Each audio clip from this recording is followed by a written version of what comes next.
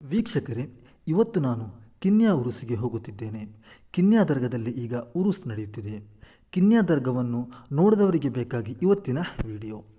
ಕಿನ್ಯಾ ಎಂಬುದು ಸುಂದರವಾದ, ನೋಡಲು ಹಚ್ಚ ಹಸಿರಿನಿಂದ ಕಂಗೊಳಿಸುವ ಶಾಂತಿಯ ನಾಡು.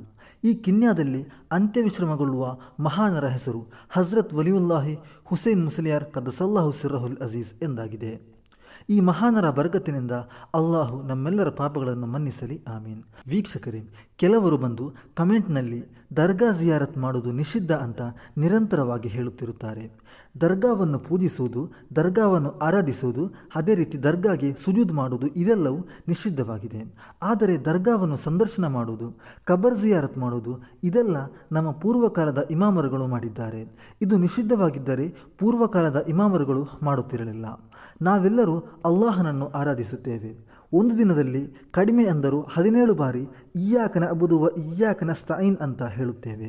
ನಿನ್ನನ್ನೇ ನಾವು ಆರಾಧಿಸುತ್ತೇವೆ, ನಿನ್ನಲ್ಲೇ ನಾವು ಸಹಾಯ ಬೇಡುತ್ತೇವೆ ಅಂತ ಒಂದು ದಿನದಲ್ಲಿ ಕಡಿಮೆ ಅಂದರೂ 17 ಬಾರಿ ಒಬ್ಬ ಮುಸ್ಲಿಂ ನಮಾಜಿನಲ್ಲಿ ಹೇಳುತ್ತಾನೆ. ಈ ರೀತಿ ಪ್ರತಿಯೊಬ್ಬ ಮುಸ್ಲಿಮನು ಹೇಳಲೇಬೇಕು, ಹೇಳಲು ಕಡ್ಡಾಯವಾಗಿದೆ. ಹೇಳದೇ ಇದ್ದರೆ ನಮಾಜ್ ಸರಿಯಾಗುವುದಿಲ್ಲ. ಹಾಗಾಗಿ ದರ್ಗವನ್ನು ಇಲ್ಲಿ ಯಾರು ಕೂಡ ಪೂಜಿಸುತ್ತಿಲ್ಲ. ದರ್ಗಾಗೆ ಗೌರವ ಮಾತ್ರ ಕೊಡುತ್ತೇವೆ. ಆರಾಧನೆ ಅಲ್ಲಾಹನಿಗೆ ಮಾತ್ರವಾಗಿದೆ. ಅಲ್ಲಾಹನನ್ನು ಬಿಟ್ಟು ಇತರರನ್ನು ಆರಾಧಿಸುವುದು ಮುಸ್ಲಿಮರಿಗೆ ನಿಷಿದ್ಧವಾಗಿದೆ. ಪ್ರೀತಿಯ ವೀಕ್ಷಕರೇ, ಕಿನ್ಯಾ ಉರುಸಿಗೆ ಹೋಗದವರು ನೋಡಿರಿ. ನಿಮಗಾಗಿ ಉರುಸಿನ ಕೆಲವೊಂದು ವಿಡಿಯೋಗಳನ್ನು ತೋರಿಸುತ್ತೇನೆ, ನೋಡಿರಿ.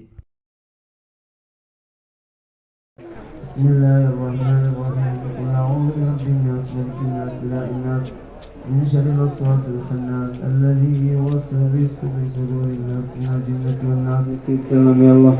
അതുപോലെ തന്നെ ശരീരത്തിൽ നൂറുകൾ കടക്കുന്നല്ല ലോകത്തിലെ തൊട്ടും പരിപൂർണ്ണ ശിക്ഷണമേ അല്ലാഹ്. ഞങ്ങളുടെ കൂട്ടത്തിൽ കാൽവേദന ഉള്ളവരുണ്ട്, കൈവേദന ഉള്ളവരുണ്ട്, നടുവേദന ഉള്ളവരുണ്ട്, ആർക്ക് സംബന്ധമായ വേദന ഉള്ളവരുണ്ട്, ബുദ്ധി സംബന്ധമായ വേദന ഉള്ളവരുണ്ട്. അങ്ങനെ പല വേദനകൾ ശരീരത്തിൽ നിൽക്കുമ്പോൾ നിങ്ങളുടെ കൂട്ടത്തിൽ നിങ്ങളുടെ വീടുകളിൽ നിങ്ങളോട് ബന്ധപ്പെട്ടവരിലും ഉണ്ടോ?